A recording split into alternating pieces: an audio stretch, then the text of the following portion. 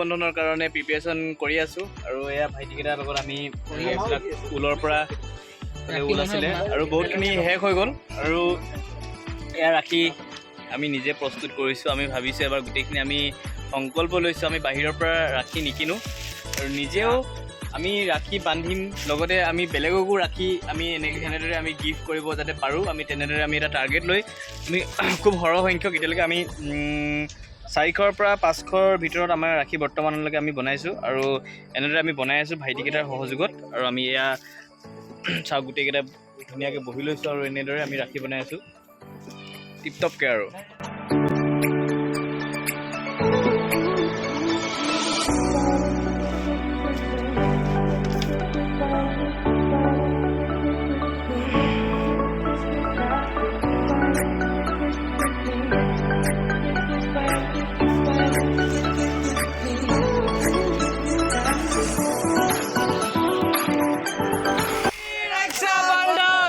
In advance.